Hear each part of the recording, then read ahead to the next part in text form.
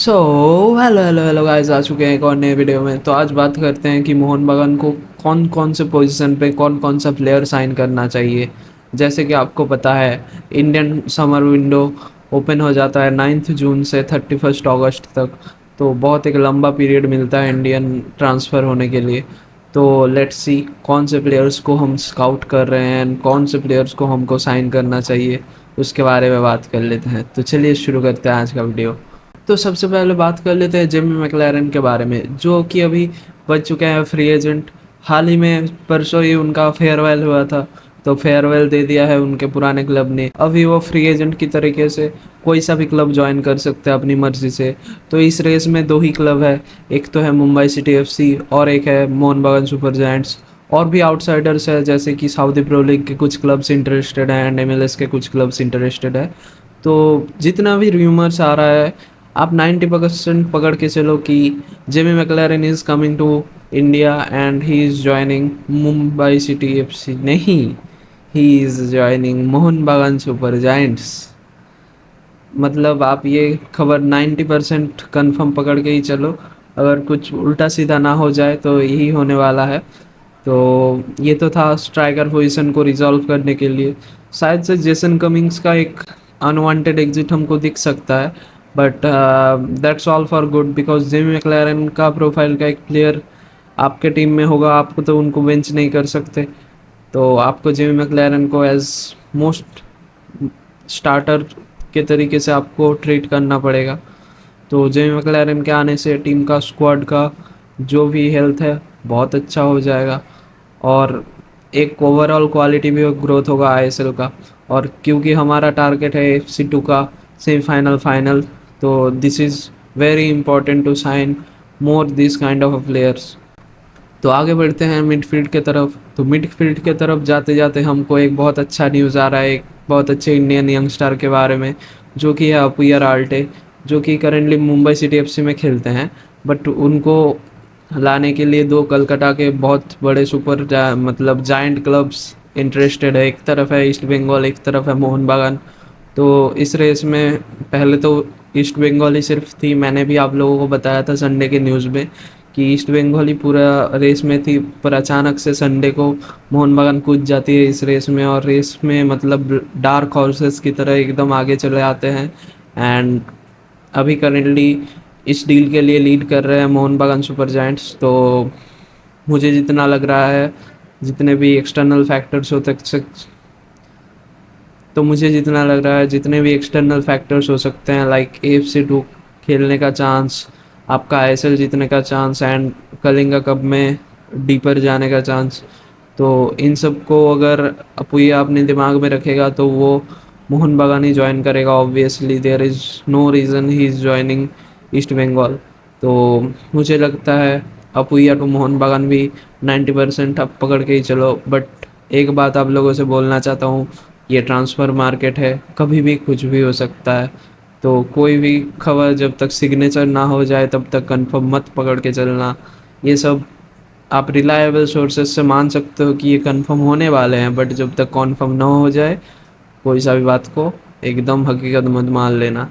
तो अभी बात कर लेते हैं अपने दूसरे मिडफील्डर के बारे में, जो कि होने वाले हैं ईरानियन लेजेंड रूजबे चेस्मी, जो कि वर्ल्ड कप में एक बहुत अच्छा बैंगर मारे थे वेल्स के अगेंस्ट। एंड बहुत ही अच्छा वर्ल्ड कप कैंपेन गया था उनका personally. And he is an amazing player.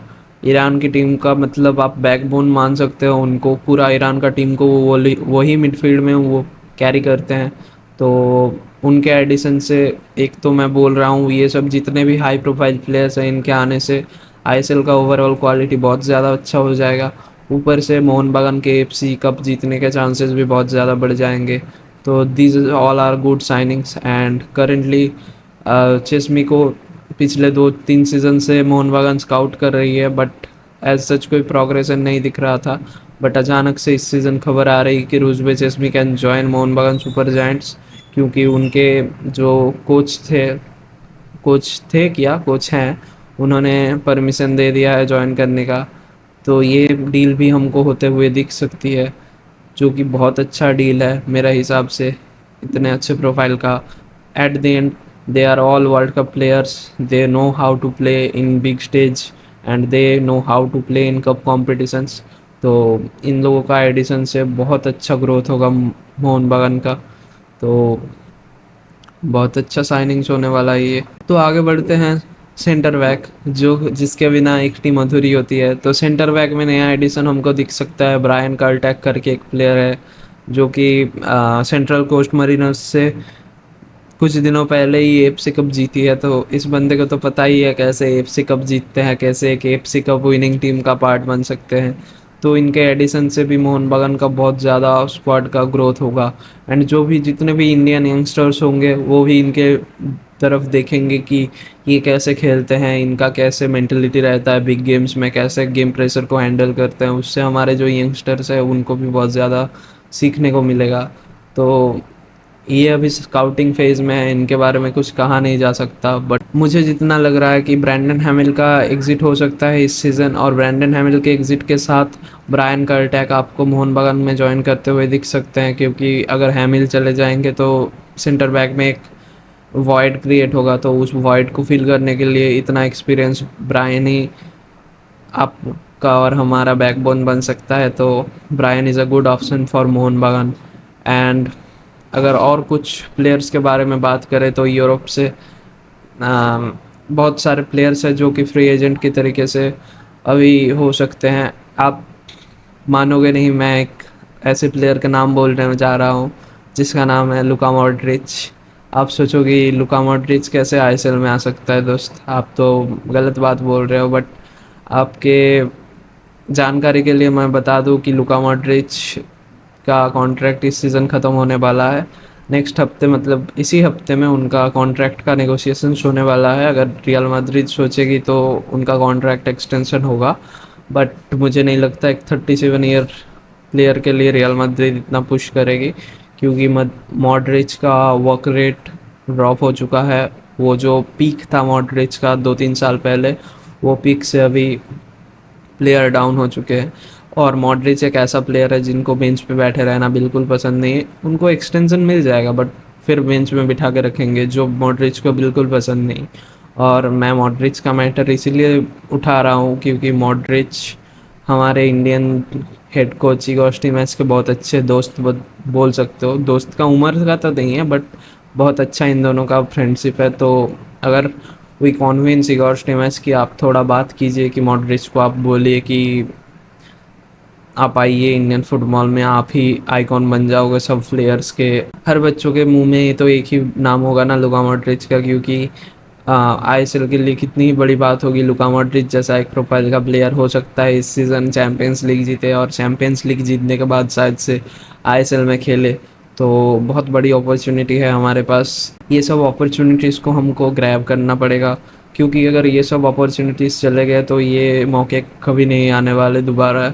कुछ दिनों पहले एंड्रेस इनिएस्टा का मैटर आ रहा था, बट इनिएस्टा का जो 40 हो चुका है अभी एज, तो उतना भी कुछ प्रोवाइड नहीं कर सकते। उनका तो प्राइम बहुत पीछे छूट गया है, और जो भी बचा खुचा था वो उन्होंने जापान को दे दिया।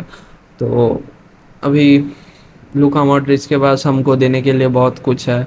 He is a midfield maestro and he is a very versatile player, he can do anything in the pitch. मैं एज अ बारसा फैन बोल रहा हूँ, he is an amazing player. अगर उनका एडिशन हो गया आईएसएल में तो आईएसएल का लेवल इधर से इधर तक जाने में ज़्यादा देर नहीं लगेगा। अगर लुका मॉड्रिच जैसा एक प्लेयर ज्वाइन करता है, कोई सा भी क्लब ज्वाइन करे, मुंबई सिटी एफसी तो प्रॉब्ली नहीं लग रहा है। अगर कोई सा भी ज़्यादा बड़ा नेम आए तो most probably he will join either Mohan बगान और नाइदर ईस्ट बंगाल। क्योंकि आपको एक अच्छा फ़ैन बेस चाहिए। आप रियल मैड्रिड फ़ैन बेस को छोड़ के आ रहे हो, आप 20,000 फैंस के लिए तो नहीं खेलोगे ना। आप खेलोगे 40,000 50,000 60,000 फ़ैन के लिए, जो कि दो ही क्लब दे सकते हैं अभी करेंटली इंडिया में, और जिनका बजट भी इतना अच्छा है। तो मेरे ख्याल से Mohun Bagan can sign Luka Modric, but it is like 0.1% chance है इस चीज़ का होने का। बट मैंने अपना ओपिनियन रखा कि ये प्लेयर भी फ्री एजेंट हो सकता है। क्यों ना हम ट्राई करें, क्यों ना हम उनको अच्छा एक प्रोजेक्ट दिखाए कि आप ही बनोगे इंडियन फुटबॉल के फेस। जब तक इंडिया रहेगा, जब तक इंडियन फुटबॉल रहेगा, आप ही उस चीज़ का एक फेस बने रहोगे कि एक टाइम पे लुका मॉड्रिच आए थे इंडिया में। हाँ, बहुत बड़ी अपॉर्चुनिटी है हमारे लिए। तो देखते हैं क्या हो सकता है, क्या नहीं हो सकता। तो आज के लिए तो बस इतना ही। मिलते हैं कल अब सबसे। So till then, peace out, goodbye, see you guys.